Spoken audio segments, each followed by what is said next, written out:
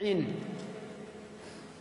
prophète alayhi salatu wassalam, il disait à Abu Bakr et à Omar, si vous voyez Ouais, une personne qui s'appelle Ouais, allez le voir et demandez-lui de demander pardon à Allah pour vous. Regardez, subhanallah.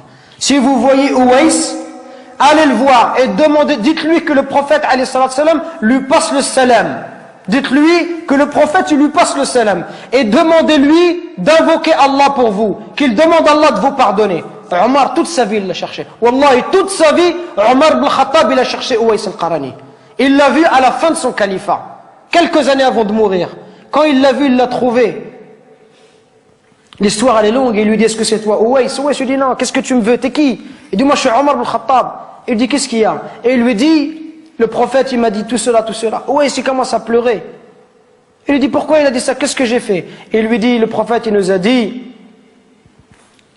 si on te voit que tu demandes pardon à Allah, et que tu avais la peste et que tu as été guéri, excepté la taille d'une pièce dans ton dos, parce que tu avais une mère et que tu as été bon envers elle.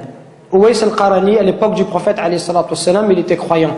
Il n'est pas parti voir le prophète, il ne s'est pas déplacé. Pourquoi? Parce qu'il avait une mère, il ne voulait pas l'abandonner. Il voulait rester avec sa mère, subhanallah. Regardez, il voulait rester avec sa mère, il ne voulait pas la laisser toute seule.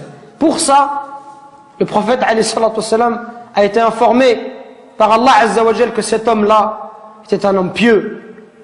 Et Omar, il est parti le voir et il lui a dit, et Ouais, il lui a dit, moi, je vais demander pardon pour toi. Toi, tu es Omar ibn Khattab, je vais demander pardon à Allah pour toi. Il lui dit, oui, tu demanderas pardon à Allah pour moi. Pour vous montrer la valeur des parents. Allah, il nous interdit de faire de dire la moindre phrase. Le moindre mot. Fi, ça n'a aucun sens. Ça n'a pas de sens. Fi, c'est une onomatopée. C'est un son.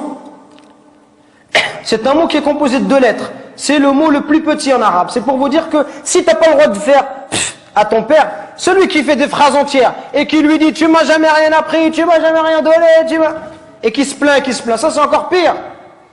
Regardez, à travers ce dua, on retrouve la miséricorde.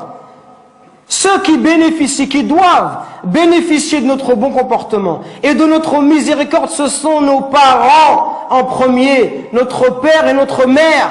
C'est eux qui doivent profiter en premier. Nous aujourd'hui avec les frères, on est masha'Allah. Un frère te dit viens, emmène-moi à Anvers, tout de suite tu l'emmènes à Anvers. Emmène-moi à Bruxelles, tu l'emmènes tout de suite. Par contre ton père te dit viens me rendre un service, tu lui dis j'ai pas le temps, ya abi, demain, après-demain. On n'est pas disponible pour nos parents, subhanallah. Regardez ce dua. Oh Allah, fais leur miséricorde comme ils m'ont élevé tout petit, subhanallah. Quand tu auras des enfants, tu vas comprendre, subhanallah. Quand ton fils il pleure la nuit, les parents ils dorment pas, peuvent pas dormir, subhanallah. Au moindre bruit de l'enfant, ils se réveillent. Les parents, ils sont capables de se priver pour donner à leurs enfants. Ton père, combien de nos parents ils se sont levés, subhanallah, à 5 heures du matin, à 4 heures du matin. Ils ont fait même 2 travails, exprès pour pouvoir nous donner ce qu'eux, ils n'ont pas reçu. Exprès pour nous acheter des chaussures Nike ou nous acheter de la marque. Pour nous donner ce qu'eux, ils n'ont pas connu dans leur enfance. Eux qui sont venus à 13 ans ou 14 ans en France.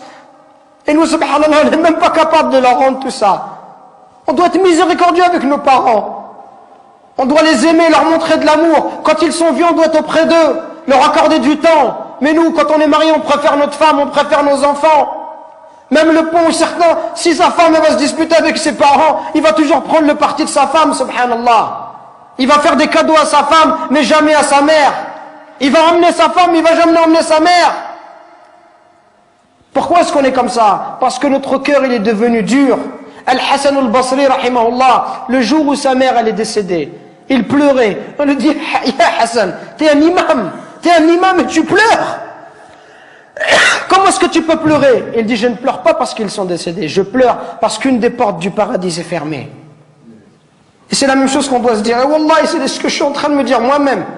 Qu'on parle, conférence après conférence, khutbah après khutbah, et on dit comportez-vous bien, comportez-vous bien. Et wallah, on est insouciant avec nos parents. Jusqu'au jour où nos parents vont mourir, et là on dira subhanallah, j'aurais voulu faire le bien, j'aurais voulu rester auprès d'eux, j'aurais voulu les accompagner, j'aurais voulu les consoler, j'aurais voulu les aider comme ils m'ont aidé, leur donner comme ils m'ont donné, patienter avec eux comme ils ont patienté avec moi. Qu'on se réveille avant qu'il soit trop tard, subhanallah. Qu'on se réveille avant qu'il soit trop tard, avant qu'on ne regrette. Et avant qu'on dise j'aurais aimé faire le bien, j'aurais aimé voyager avec mon père, j'aurais aimé passer du temps avec lui, j'aurais aimé rester juste m'asseoir, boire un verre de thé, parler avec lui, qu'il soit heureux.